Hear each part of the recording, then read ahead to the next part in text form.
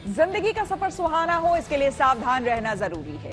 रोजमर्रा की आपाधापी में कुछ देर बैठकर सोचना समझना भी जरूरी है कि आपके आसपास क्या हो रहा है और जो कुछ हो रहा है उससे हमारी जिंदगी, हमारा परिवार कैसे प्रभावित हो सकता है। इसलिए हॉर्न बजाकर बाखबर करने वाली खबर जरूरी होती है। और आज की ये खबर किडनी गैंग के पर्दाफाश से जुड़ी है। दिल्ली में क्राइम ब्रांच ने एक ऐसे किडनी रैकेट का भंडाफोड़ किया है जिसकी पूरी प्लानिंग बांग्लादेश में होती थी और ट्रांसप्लांट दिल्ली में होता था। पुलिस ने इस गिरोह के 7 लोगों को गिरफ्तार किया है। इसमें 4 बांग्लादेश के हैं और 3 भारत के। ये सिंडिकेट बांग्लादेश से डोनर और रिसीवर भारत लेकर आते थे और यहीं पर किडनी ट्रांसप्लांट को अंजाम देते थे। गुप्त सूचना के आधार पर कई दिनों के पड़ताल के बाद पुलिस अवैध किडनी के धंधेबाजों को पकड़ पाई है। इसमें दिल्ली के नामी अस्पताल की एक महिला डॉक्टर भी शामिल है जो ऑपरेशन से लेकर सभी वारदातों में शामिल रहती थी। ऐसे में इस तरह के गिरोह से खुद भी सतर्क हो जाए और दूसरों को भी सावधान करने के लिए हॉर्न बजाए।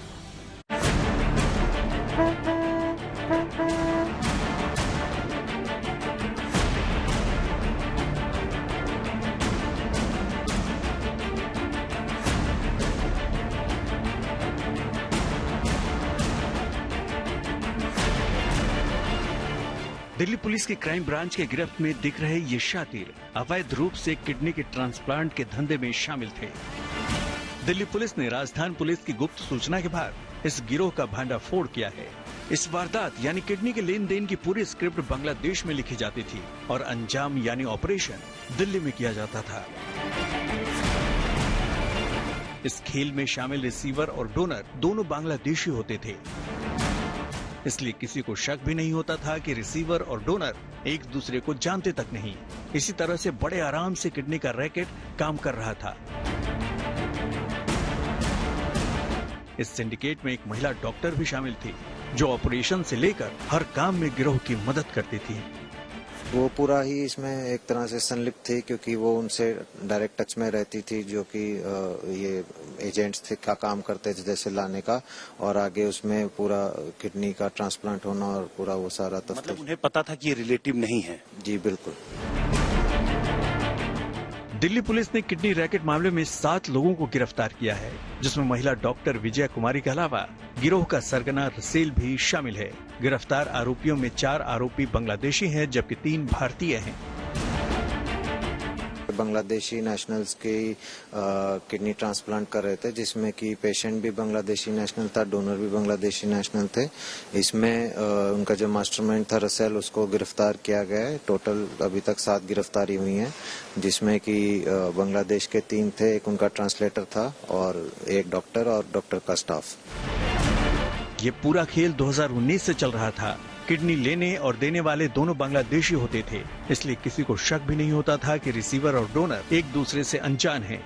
ये गिरोह डोनर को एक किडनी के बदले 4 से 5 लाख रुपए देता था, जबकि रिसीवर से ये लोग 20 से 25 लाख रुपए वसूलते थे। खबर के मुताबिक गिरोह में शामिल डॉक्टर विजय कुमारी हर सर्जरी के लिए 2 लाख रुपए लेती थी। डोनर और रिसीवर को दिल्ली के जसोला में एक फ्लैट में रखा जाता था। इस सिंडिकेट में दलाल भी शामिल रहते थे जो रिसीवर और डोनर ढूंढने का काम करते थे। दिल्ली पुलिस के मुताबिक ये पूरा रैकेट बांग्लादेश से चलता था। किडनी की बीमारी से पीड़ित बांग्लादेशी लोग डायलिसिस सेंटर जाते थे, वहीं पर ये गिरोह नजर रखता था और ये पता करता था कि मरीज को किडनी की जरूरत तो नहीं है, अगर है तो उसकी पेइंग कैपेसिटी क्या है। अगर कोई मरीज 25 से 30 लाख देने को तैयार हो जाता था तो एक इंडियन मेडिकल एजेंसी के जरिए उसे इलाज के लिए भारत भेज दिया जाता था। उसके बाद ये गिरोह किसी गरीब बांग्लादेशी को पकड़ते थे और उसे किडनी देने के बदले पैसों का लालच देते थे। डोनर को हिंदुस्तान लाया जाता था और उसे मरीज का रिश्तेदार दिखाने के लिए नकली दस्तावेज बनाए जाते थे और फिर ऑपरेशन को बड़े ही आराम से अंजाम तक पहुंचा दिया जाता था।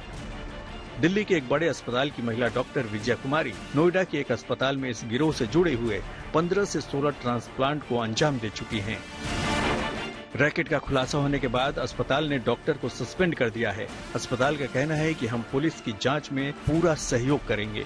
ऐसे में सवाल है कि मानव अंग ट्रांसप्लांट को लेकर कानून क्या कहता है, चलिए आपको बताते हैं।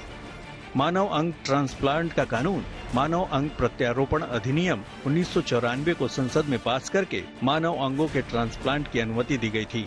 इस कानून का मुख्य उद्देश्य चिकित्सीय सेवा के लिए मानव अंगों को हटाने, भंडारण और प्रत्यारोपण की एक प्रणाली होने की सशर्त अनुमति दी गई थी। साथ ही कानून में साफ तौर पर मानव अंगों में पैसों के लेन देन की रोकथाम के लिए अधिनियम में प्रावधान किया गया था। मानव अंग प्रत्यारोपण अधिनियम को आंध्र और जम्मू कश्मीर को छोड़कर सभी राज्यों की सरकार ने लागू कर दिया। अंग प्रत्यारोपण के मामले में मानव अंग प्रत्यारोपण अधिनियम 1994 में ब्रेन स्टेम मृत्यु को कानूनी मृत्यु के रूप में मान्यता दी गई। प्राकृतिक मृत्यु के बाद केवल कुछ अंग ही दान किए जा सकते हैं, जैसे कॉर्निया, हड्डी, त्वचा और ब्लड वेसल्स, जबकि ब्रेन डेड होने के बाद लगभग 37 अलग अलग अंग को दान किया जा सकता है, जिनमें किडनी, हार्ट, लीवर और फेफड़े शामिल हैं। ऐसे में रॉकेट से बचाव और सावधानी जरूरी है, क्योंकि इस गिरोह के चक्कर में फंसने के बाद पैसों का नुकसान तो हो ही सकता है, जान पर भी बन सकती है। लिहाजा ऐसे सिंडिकेट से खुद सतर्क रहें और दूसरों को भी सावधान करने के लिए हॉर्न बजाएं।